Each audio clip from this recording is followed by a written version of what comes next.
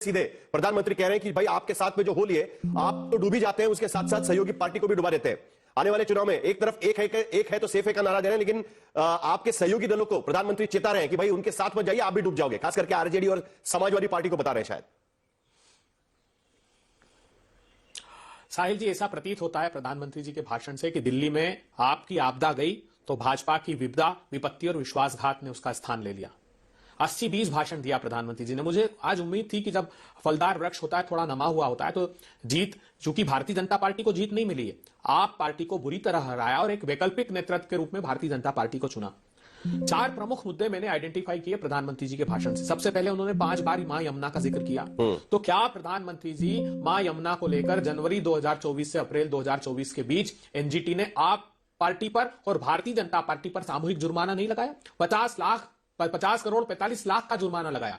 650 MLD पानी 11 नालों से जो मां यमुना में छोड़ रहे हैं, आप दोनों को 3 माह के लिए 1 पैसा प्रति लीटर पर जुर्माना लगाया। सॉलिड वेस्ट मैनेजमेंट के रूल 16 को चुनाव खत्म हो गया है। सुप्रीम कोर्ट ने आपको और भाजपा दोनों को फटकार लगाई। सुनिए ना, एक नहीं, आपने चूंकि जिक्र किया, देखिए चुनाव तो प्रधानमंत्री चुनाव तो खत्म हो गया अभी था कि अब आपके सहयोगियों को वो चिता रहे हैं कि भाई कांग्रेस के साथ जाओगे तो डूब जाओगे। नहीं, बस यही तो एक ड्रॉबैक है भारतीय जनता पार्टी में और जो मीडिया में कि वो बुनियादी मुद्दों पर बात नहीं करते। बुनियादी मुद्दों पर हम चर्चा करेंगे। पूरे दिल्ली के चुनाव के वक्त हमने बुनियादी मुद्दों पर चर्चा की थी। अभी हम पॉलिटिक्स पे चर्चा कर रहे हैं, तो पॉलिटिक्स पे रहते हैं ना अभय दुबे जी, आप कहां भटका रहे हैं अननेसेसरी?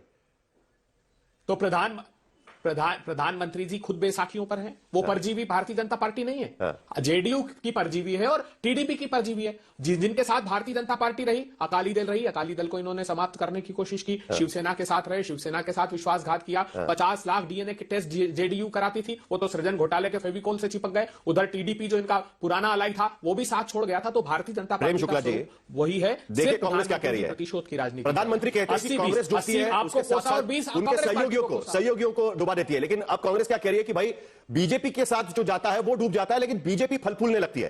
कैसे जवाब देंगे आप इस बात को? और मैं उदाहरण दूंगा इस पर। देखिए साहिल जी, मैं अभय दुबे जी का अभिनंदन करता हूं कि डबल हैट्रिक, जीरो बनाने की डबल हैट्रिक के बाद भी वो दिल्ली का विश्लेषण कर रहे हैं। तो इनका जो ये दुस्साहस है वो प्रणम्य है। श्रीमान अभय दुबे जी, आपने दिल्ली के चुनाव में डबल हैट्रिक की है, जीरो की, इस बात को याद रखें। दूसरी बात, श्रीमान अभय दुबे जी, भारतीय जनता पार्टी के 2 सहयोगी इस पैनल में बैठे हुए हैं, लोक जनशक्ति पार्टी के भाई धीरेन्द्र जी और जो है जनता दल यूनाइटेड के हमारे मित्र बैठे हुए हैं। कृपा करके मुझे बताइए ना, राजीव रंजन जी से पूछ लीजिए, आदरणीय धीरेन्द्र जी से पूछ लीजिए, भारतीय जनता पार्टी के साथ रहने पर इनका उन्नयन हुआ है कि पतन हुआ है? 2 दशकों से सत्ता में सतत बिहार में जनता दल यूनाइटेड हमारे साथ है, उन्नयन हुआ है उनका।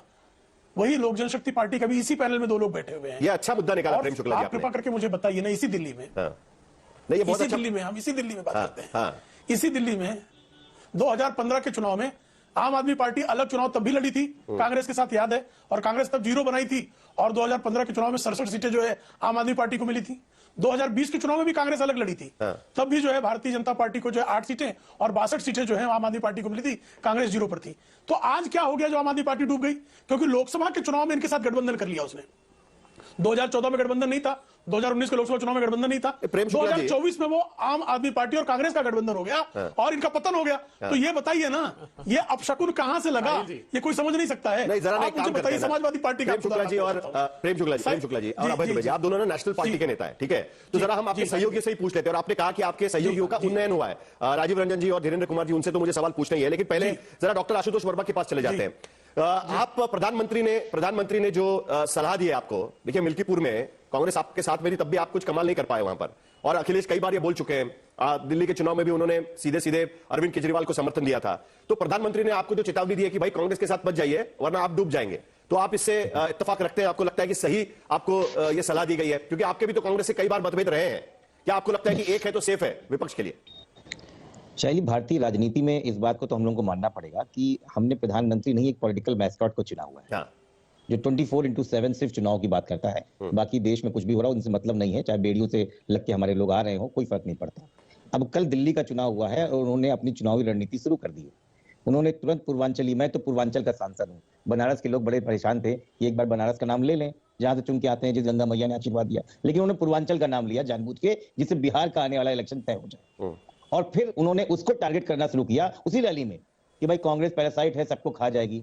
अरे उत्तर प्रदेश है साहब, उत्तर प्रदेश ने अभी कांग्रेस और समाजवादी पार्टी के गठबंधन ने आपको खा लिया और आपको पीछे कर दिया। और प्रधानमंत्री जी जानते हैं मैं झूठ बोलता हूं, क्योंकि अगर आप देश के नक्शे को देखिए तो जम्मू कश्मीर में पीडीपी के साथ में गए, पीडीपी खत्म। पंजाब में शिरोमणि अकाली दल के साथ में गए, शिरोमणि अकाली दल खत्म। हरियाणा में दुष्यंत चौटाला के साथ जेजेपी में गए, वो 10 से 0 सीट पे आ गए। बिहार में जेडीयू के साथ तो आप पता ही है, 2010 में 115 सीटें, 2015 में 71 सीटें और गिरते गिरते 2020 तक आ गए। उसके बाद अरुणाचल प्रदेश में एनपीपी खत्म। महाराष्ट्र में शिवसेना के साथ में तो ये हुआ, ना सिंबल बचा न सरकार, और फिर एक नाथ शिंदे की भी स्थिति वही हो गई।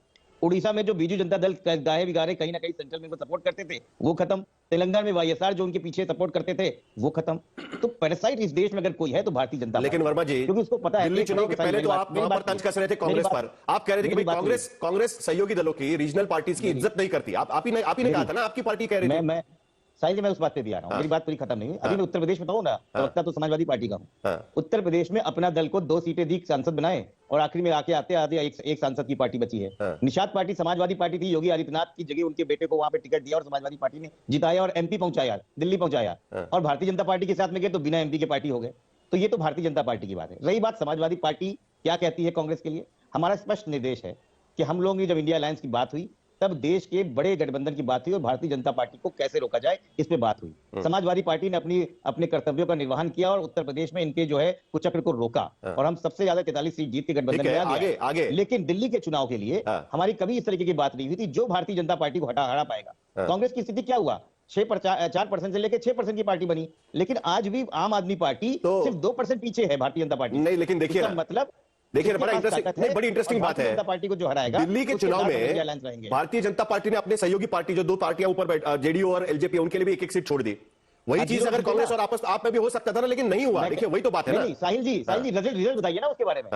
शून्य बटा सन्नाटा, ये भी तो बताइए देश को कि जेडीयू 0 और रामविलास पासवान जी की पार्टी भी 0, क्यों अपनी भद पिटवाने चले गए थे वहां पर। तो राजीव रंजन जी, इससे ज्यादा भारतीय जनता पार्टी में आपने सुना, आपको भी डर लगता है कहीं ना कहीं बीजेपी खा जाएगी आपको। देखिए आपका ग्राफ देखिए कैसा रहा। जब आप बीजेपी के साथ आए तब आपका ग्राफ था ऊपर, बीजेपी आपके थी नीचे। जैसे जैसे चीजें बदलती गई, अब बीजेपी का ग्राफ हो गया ऊपर और आपका ग्राफ हो गया नीचे। तो कभी कभी तो डर लगता होगा कि एलजेपी के साथ क्या हो गया था। चुनाव के पहले वो अलग हो गए, चाचा को साथ में ले लिया। अब चुनाव खत्म हो गए, लगा कि भाई भतीजे ठीक अपने साथ कर लेंगे, तो भतीजे को साथ में ले लिया।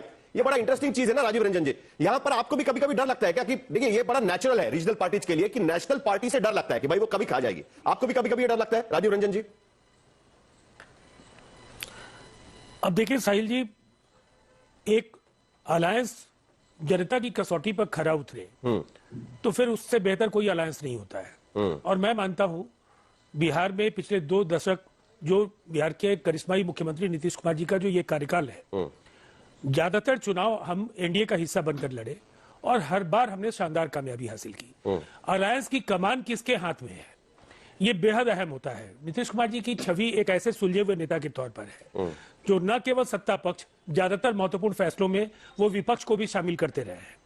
और एक सबसे पहली बात है, अभी बहुत सारी बातें आशुतोष जी ने कहा और मैं जानता हूं टीवी चैनल्स पर किसी को बार बार बोलने की जरूरत नहीं है, उन बातों को दोहराने के लिए उनकी पुरानी बातों को केवल दबा दीजिए और टेप रिकॉर्डर ऑन होगा, वही बातें बार बार आएंगी।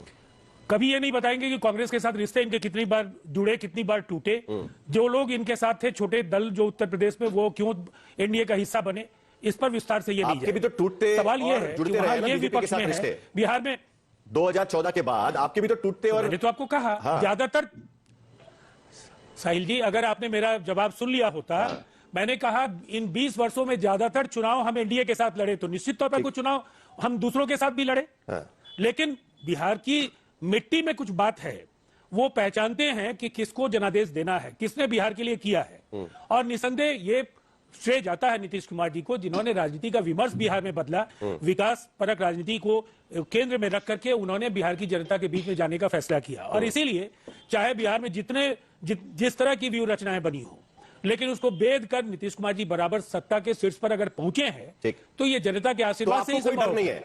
आपको नहीं डर लगता कि बीजेपी बड़ी बन जाएगी तो आपको दिक्कत हो जाएगी इस बार के चुनाव में? देखिए आप बीजेपी नए रूप में, अभी 2024 की स्थिति नहीं है, 3 चुनाव लगातार जीते हैं। महाराष्ट्र में आपने देखा क्या हो गया, ज्यादा सीट आ गई इस बार नहीं मौका दिया गया दूसरे को। देखिए बाकी दलों की बात मैं नहीं करूंगा, नीतीश कुमार जी एक नैसर्गिक स्वाभाविक गठबंधन के नेता है। ठीक है। गठबंधन में सीटों की साझेदारी को लेकर अब तक कोई बड़ा असमंजस कभी भी उभर करके नहीं आया। हाँ। परिणाम कभी आपकी अपेक्षा के अनुरूप नहीं हो सकते हैं, हाँ। लेकिन उनकी छवि पर भरोसा एनडीए के शीर्ष नेतृत्व को था और इसीलिए कम लेकिन- सीटों के बाद भी, हाँ। नीतीश कुमार जी के इनकार के बाद भी हाँ। उन्हें मुख्यमंत्री बनाने का निर्णय भारतीय जनता पार्टी और जनता दल यूनाइटेड ने मिलकर के लिया। बिल्कुल ठीक है। अब तो देखिए-